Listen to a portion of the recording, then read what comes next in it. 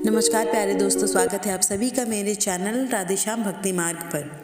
आज का वीडियो बहुत ही खास है क्योंकि हम बात करने जा रहे हैं छठ पूजा के बारे में। आखिर कैसे करें छठ पूजा का महत्व और प्रक्रिया के बारे में। अगर आप छठ पूजा में दिलचस्पी रखते हैं और आप जानना चाहते हैं कि छठ पूजा का सही प्रक्रिया क्या है या परंपरा के पीछे की खास बातों के बारे में, तो इस वीडियो के अंत तक ज़रूर बने रहें। तो चलिए वीडियो की शुरुआत करते हैं। छठ पूजा एक प्राचीन हिंदू पर्व है जो विशेष रूप से बिहार, झारखंड, उत्तर प्रदेश और नेपाल के तराई क्षेत्र में मनाया जाता है। इस पर्व का उद्देश्य सूर्य देवता और छठी मैया की पूजा करना है, जिन्हें जीवन के रक्षक और स्वास्थ्य, समृद्धि और कल्याण के दाता के रूप में माना जाता है। इस पर्व के पीछे कई कथाएं और पौराणिक मान्यताएं हैं। पौराणिक कथाएं के बारे में चलिए जानते हैं। इससे जुड़ी एक पहली कथा जो है वो है राम और सीता माता की कथा। जब भगवान राम और माता सीता लंका पर विजय प्राप्त करके अयोध्या लौट रहे थे, तब उन्होंने कार्तिक मास के शुक्ल पक्ष के छठे दिन सूर्य देव की पूजा की थी। इस पूजा का उद्देश्य उनकी विजय के लिए धन्यवाद ज्ञापन करना था।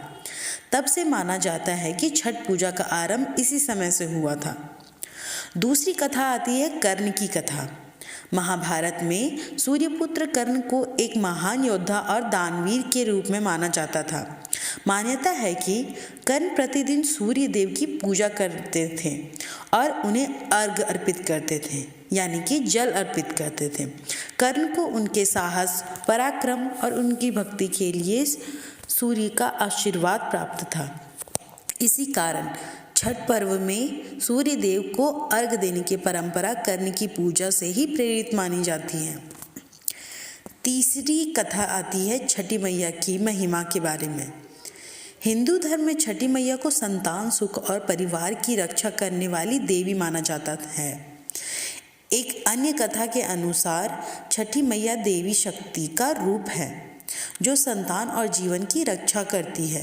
कई लोग संतान सुख की प्राप्ति के लिए और संतान की भलाई के लिए छठी मैया की पूजा करते हैं। चौथी कथा इसमें आती है द्रौपदी और पांडवों की कथा। एक अन्य मान्यता के अनुसार जब पांडव अपना सारा राज्य जुए में हार गए थे, तब द्रौपदी ने छठ पर्व का व्रत किया था। उनकी कठिन तपस्या और सूर्य देव की पूजा के कारण पांडवों को अपना राज्य पुनः प्राप्त हुआ। इस कथा से प्रेरित होकर भी लोग इस पर्व को मानते हैं। छठ पूजा 4 दिनों तक चलती है और इससे 4 प्रमुख चरण होते हैं। पहला चरण नहाए खाए। पहले दिन व्रत करने वाले लोग पवित्र स्नान करके शुद्ध भोजन ग्रहण करते हैं। इस भोजन में विशेष रूप से कद्दू, चने की दाल और चावल बनाए जाते हैं। यह व्रत की शुरुआत होती है और इसे शुद्धता का प्रतीक माना जाता है। दूसरा दिन आता है खरना का दिन। दूसरे दिन दिन भर उपवास के बाद शाम को विशेष प्रसाद बनता है। प्रसाद में गुड़ से बनी खीर, रोटी और फल का भोग लगाया जाता है। तीसरा दिन आता है संध्या अर्घ का।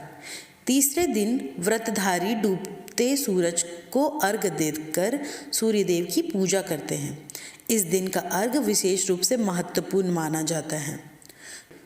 चौथे दिन सुबह उगते हुए सूरज को अर्घ्य दिया जाता है, जिसके बाद व्रत समाप्त होता है।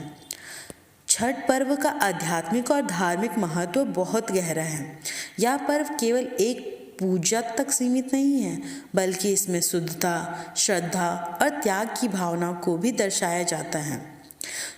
सूर्य देवता को ऊर्जा का स्रोत और जीवन का प्रदाता माना जाता है और उनकी उपासना से स्वास्थ्य, समृद्धि और मनोवांछित फल की प्राप्ति होती है। छठ पर्व का वैज्ञानिक दृष्टिकोण से भी विशेष महत्व है। इस पूजा के दौरान लोग नदियों और तालाबों में खड़े होकर सूर्य को अर्घ्य देते हैं, जिससे सूर्य की किरणें सीधे शरीर पर पड़ती है, जो स्वास्थ्य के लिए लाभदायक साबित होती है। तो ये थी आज की वीडियो हमारी सूर्य देव और छठ पूजा के महत्व के बारे में।